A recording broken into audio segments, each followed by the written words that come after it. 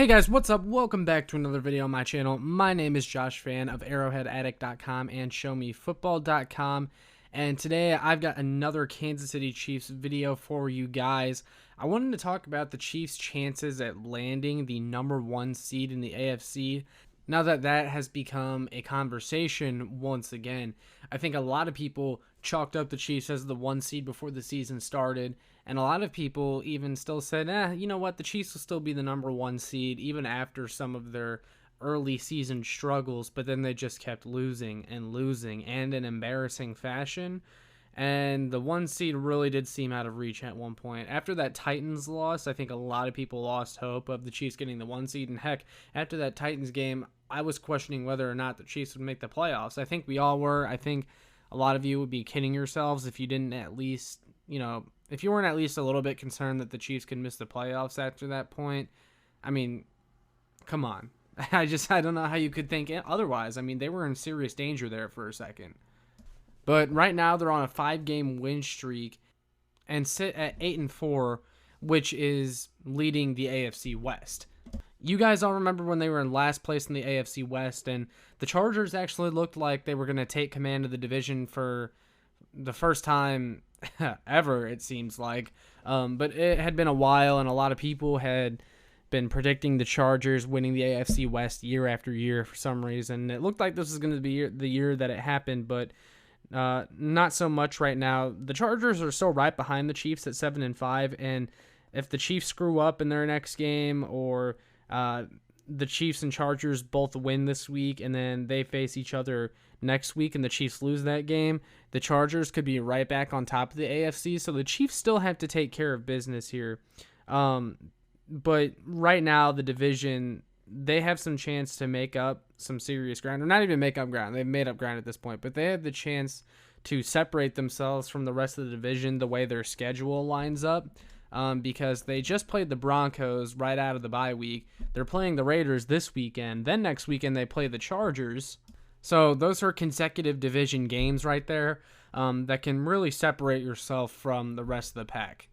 I also think a lot of us were kind of overrating the Chiefs' schedule going down the stretch. It looked like they were going to have one of the harder schedules, but with the defense playing lights out now, the offense is still a little bit of a work in progress, but I believe in them, and I will probably be making another video talking about why I'm not that worried about the offense. I think they'll figure it out eventually, but you guys get my point.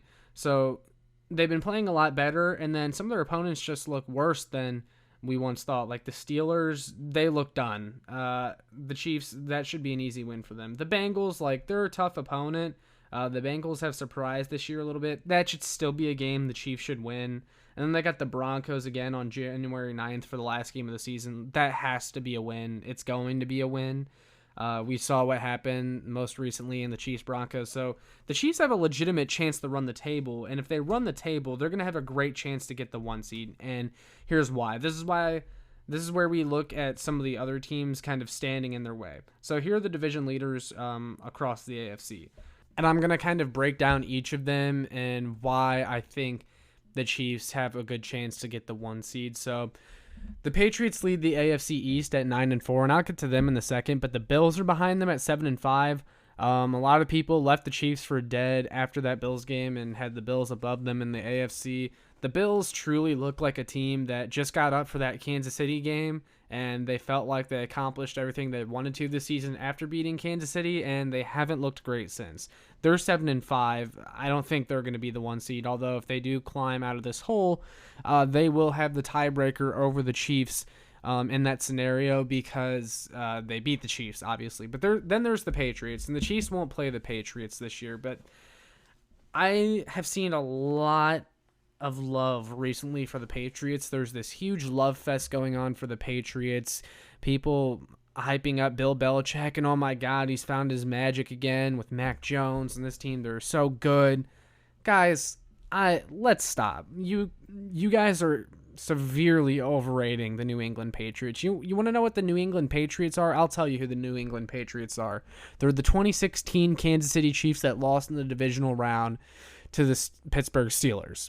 that Kansas City Chiefs team was a great defense. Eric Berry was in his prime. Justin Houston was great. They had D4 on that team too. Marcus Peters was still a member of the team. You know, it was a really, really good defense. And there was that Pittsburgh Steelers playoff game where they only held the Steelers to field goals all night, but it didn't matter. The Steelers still won because it was a dink and dunk offense. It was Alex Smith at quarterback, a game manager. He wasn't going to get you over the hump. Their offense isn't, filled with overwhelming players or anything like that. Like you had Tyreek Hill when he was a rookie, and players like that. I see a lot of similarities between them and the Patriots. Like the Patriots are a sound football team and they can run the ball. The Chiefs could too. That's when Spencer Ware was in his heyday. I mean, look, the Patriots are a solid team. And yeah, they can run the ball and they've got a really stout defense.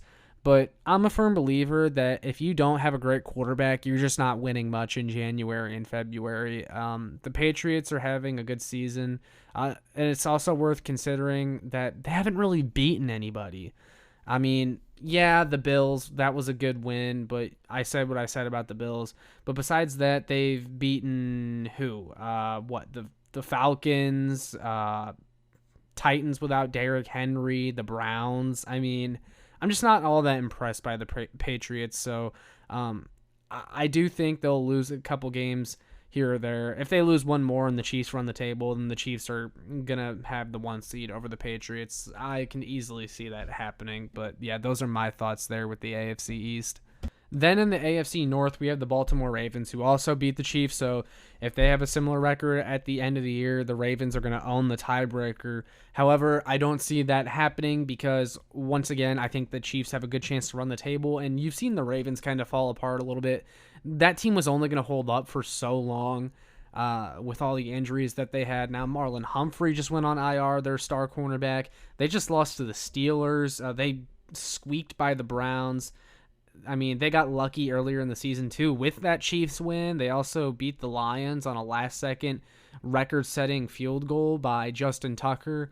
I'm not a huge believer in the Ravens. And then there's also the Bengals at 7-5 that I don't think will pose any threat to the Chiefs seeding at the end of the year. And the Chiefs play the Bengals, so they'll have a chance to beat them and own any sort of tiebreaker if that were to happen. Then lastly, we have the AFC South. The only true threat in that division to the 1 seed with the Chiefs is the Tennessee Titans, of course. They've lost Derrick Henry. Julio Jones and A.J. Brown are battling injuries this year. It's another team kind of like the Ravens that I just think they're only going to hold up for so long. They're going to probably lose a couple games at some point before the season is over. And I think the Chiefs will have a better record than them by the time it's all said and done. I mean, they play the Steelers.